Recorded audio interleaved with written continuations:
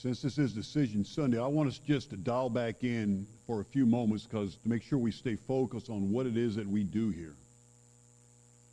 Because someone shared with me this morning about a story about a young man who's come to faith.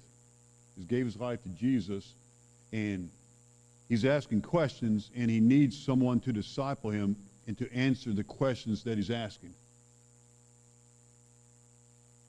And that is what we do, and that's why we exist, to make disciples who make disciples. And I just want to make sure we go back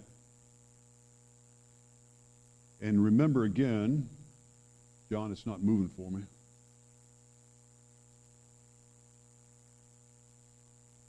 Okay. That what a disciple is. Okay, here we go. Read this with me. A disciple is someone who is following Jesus, being changed by Jesus, and is on mission with Jesus. Okay, following Jesus, being changed by Jesus, and is on mission with Jesus, so that we can show the world the love of Jesus, show the world the hope of Jesus, help the world experience the grace of Jesus, and be involved in bringing the world through Jesus to God as Father. And it's through disciples, and Jesus said, go and make disciples, and we are doing exactly that. And when this came up about this young man needing someone to disciple him, we prayed about it, that God would have someone step into his life to help him become the man of God he's been created to be. Just as Jesus did with his disciples, just as we're doing it with each other. And so we're about making disciples to make disciples. All right, today we continue our series, Defining Moments, talking about Moses. All right, Moses. And we mentioned the last couple of weeks, defining moments are those pivotal times in our lives where what we decide decides us for the rest of our lives. Defining moments, those times when what we decide decides us for the rest of our lives. Now, we talked about defining moments for Adam and Eve. We talked to defining moments for Abram and Sarah, the first humans, Abram and Sarah, the first Israelites. And today we're talking about the defining moment for Moses, Israel's first and maybe greatest leader. Moses was an Israelite.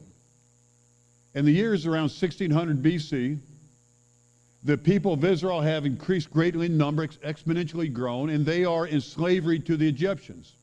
And they've been brutalized.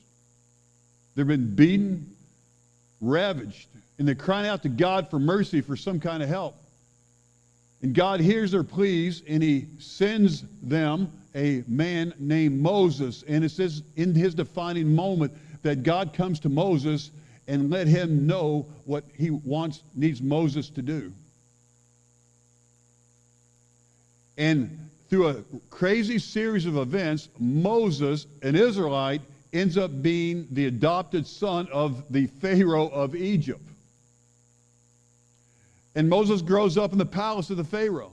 And when he becomes an adult, he sees an Israelite being beaten by an Egyptian slave driver. And Moses loses his mind. He goes crazy, gets really angry, overreacts, and goes and kills the Egyptian slave driver and tries to hide the evidence. Well, it didn't work. The word got out, and Pharaoh heard about it. And so he wanted to execute Moses. And so Moses flees Egypt, runs for his life, goes to the land of Midian, and begins a new life there. And the years go by, and he gets married, he has a son, he's kicking back, life is good, and it's really safe and secure. Until the day that God comes to Moses with his defining moment and helps him to see and understand that his time has arrived, his time is now, and this whole time that he has been in the desert in Midian has been his time of preparation for his mission that God was going to call him to. And in Exodus chapter 3, verse 1, we read that now Moses was tending the flock of Jethro, his father-in-law, the priest of Midian, and he led the flock to the far side of the desert. Moses was keeping sheep in the desert. And now, I'm wondering if I'm Moses, I'm wondering what he's thinking about. I'm wondering if one of the things he's thinking as he's in the desert just watching sheep, that maybe he was thinking that he was created for more than this. Remember, he was adopted son of Pharaoh. He had sat under the greatest teachers in the land. He had learned from the most successful tacticians of generals that Egypt had to offer. He had the culture that Egypt could offer. And as one of the adopted sons of Pharaoh, like his other sons, he was being groomed for one day to become a leader of Egypt.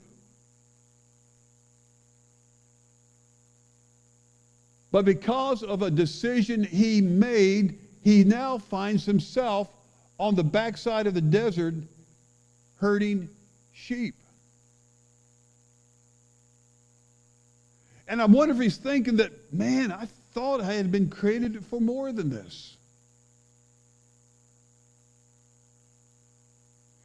And as Moses is in the land of Midian herding sheep, the people of Israel at the same time are in Egypt suffering under oppression and slavery. And we look at this and wonder, well, why didn't God call Moses sooner? Why didn't God, Moses is here, things are going on in his life, a lot of time's going by here. Man, what a waste of time. Why didn't God call Moses sooner to his defining moment to free the people in Egypt from slavery? But God helps Moses see that his time in the desert was a time of preparation. Because if God had come to Moses sooner, Moses would probably not have been able to hear God. Because Moses had in his life was full of noise. Full of the noise of being the adopted son of Pharaoh. Full of noise of fleeing for his life to Midian. Full of noise of establishing himself with a new people, a new culture. Life just full of noise for him. And if God had come to him sooner with a defining moment, he may not have been able to hear God. And we in our lives, it seems to me that we have with us here today a lot of noise in our lives. We have the noise of the internet.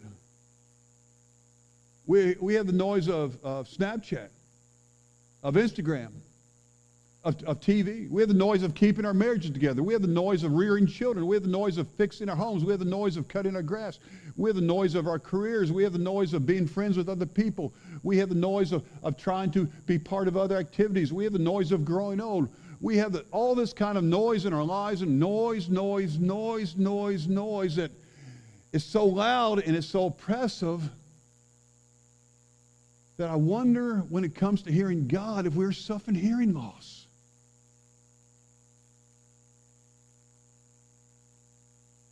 And God had to bring Moses to a place and time in his life where his life slowed down,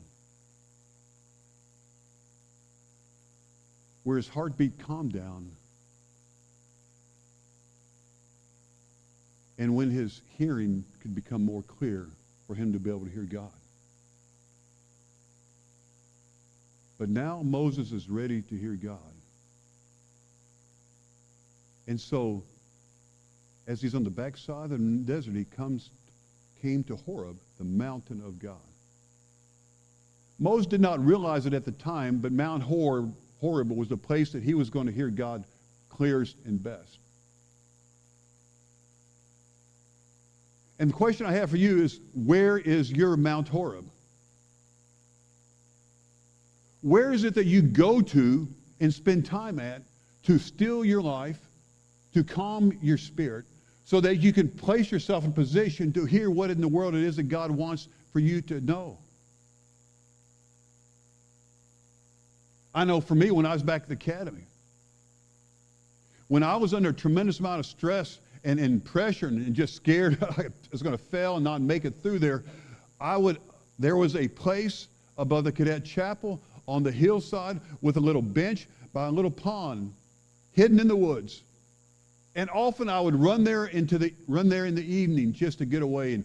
And all I did was sit there to hear from God and pray to him and find his encouragement and strength for me. And so it's a place I would run to. And then while I was serving at First Army in Rock Island, Moline, there was a park there by the Mississippi River. And every time for lunch, I would take my Bible and my prayer list and go there and spend quiet time there, drive there to hear from God. And in our home, it's the office. Mount Horeb is our office and our home. Where every morning, this morning the same thing. I'd go in there quietly, close the door, open the blinds, and I sit there just to listen and to hear from God. And I kept going back to these places, and I still go back to my Mount Horeb because I still need to hear from God. And where's your Mount Horeb? Where do you go to hear the voice of God? And God led Moses to a time of preparation so they could hear God and bring to him his defining moment. But also to pay attention to God.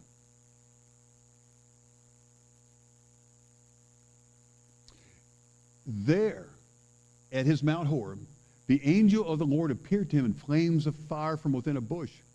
And Moses saw that though the bush was on fire, it did not burn up. So Moses thought, I will go over and see this strange sight, why the bush does not burn up. And when the Lord saw that he had gone over to look, God called to him from within the bush, Moses, Moses. And Moses said, Here I am. Do not come any closer, God said. Take off your sandals, for the place where you're standing is holy ground. Then he said, I'm the God of your father, the God of Abraham, the God of Isaac, and the God of Jacob. At this, Moses hid his face because he was afraid to look at God. Moses spent all those times out in the desert in time of preparation, not only so that he could be able to hear from God, but also so that he could pay attention to God when he heard God speak to him. And in our day and age, you know, we have this noise, but along with this noise, we are in an information overload period of time. We have so much information coming up at us and so many things that we can do. We're always trying to think, well, what is the thing that I need to be doing the most? What is the most important thing? And we always have more blog posts to look at, more pages to scroll through, more books to read, more things to do. And if we actually make time and create a space to do nothing so that we can hear from God, we always, our mind is still wondering and still going, you know, well, then if I have this space, what is it that I need to be doing here? And if we're always looking to the future, if we always look to the next thing, we fail to see God in our present.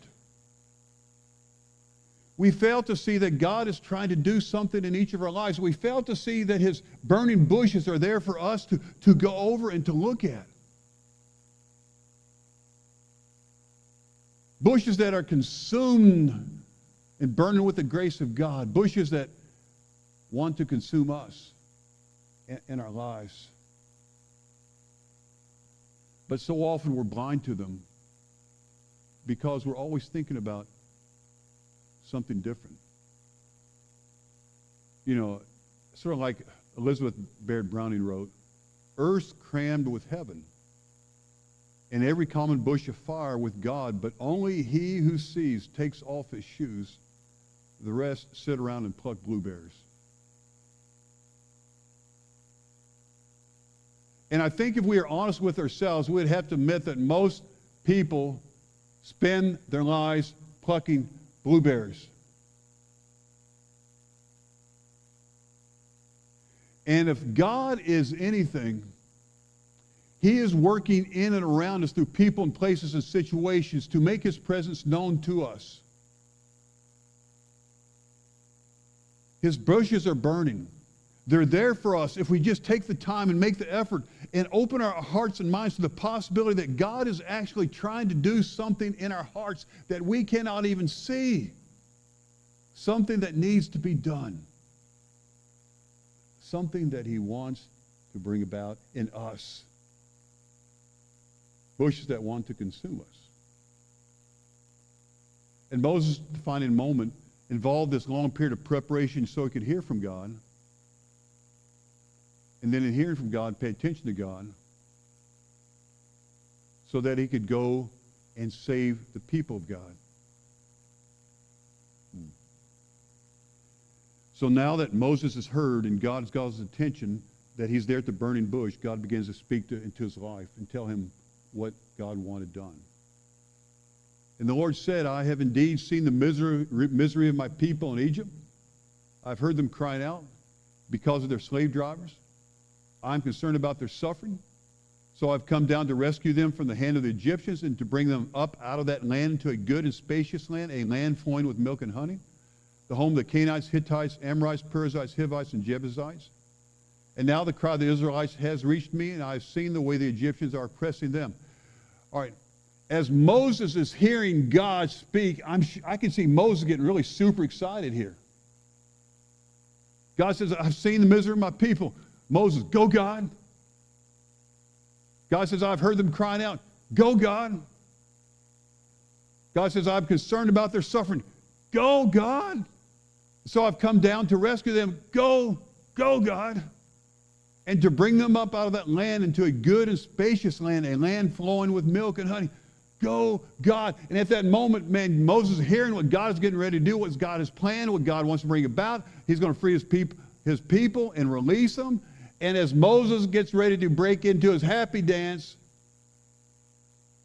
God comes back and says to Moses, so now, go. I am sending you to Pharaoh to bring my people, the Israelites, out of Egypt. And in this moment, I can see Moses going from, go God, to, oh no God. You know, Moses is okay as long as God was going to do what God wanted to do. But it became something different when God said, no, it is through you that I'm going to get this done. You know, our world is on fire. Our world, our nation, our world, we're on fire right now. And God needs his people to do what he's called his people to do, to be his people, to be a kind of people that when they look at our lives and see us in our church, they can tell that we have been with Jesus. Because we bring to them the hope of Jesus, the grace of Jesus, the life of Jesus. We bring to them the person of Jesus. And we crowd, God says, I want to save the world. We say, go God.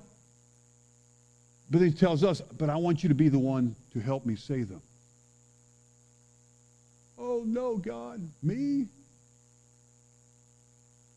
Yes, us.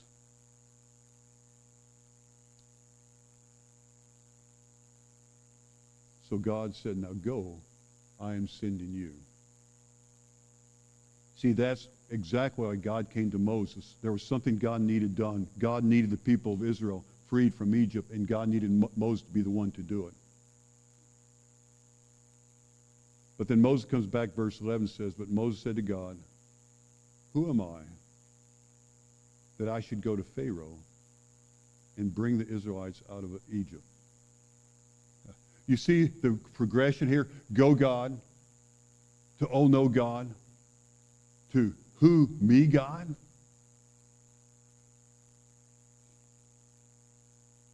Who am I, God, that I should go to Pharaoh and make requests to free the people of Israel? And not only going to Pharaoh, that's one thing, but then why would he listen to anything he had to say? But secondly, why would the people of Israel even follow me? God, I've been gone a long time. I've been out in Midian in the desert a lot of years. No one remembers me anymore. And all I've been doing there is herding a bunch of sheep. And you want me to go and to lead your people Israel?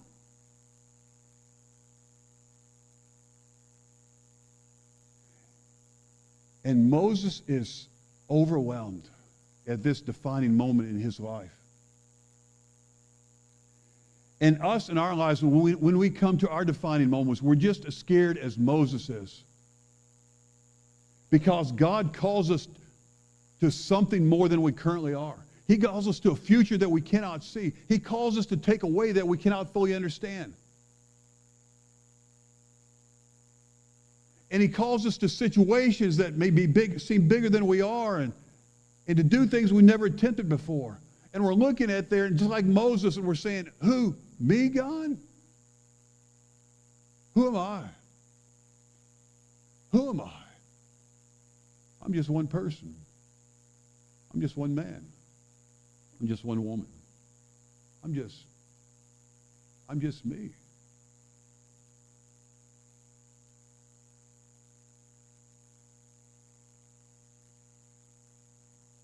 And to Moses' concern about Pharaoh and his fear about leading the people of Israel, God simply says, I will be with you.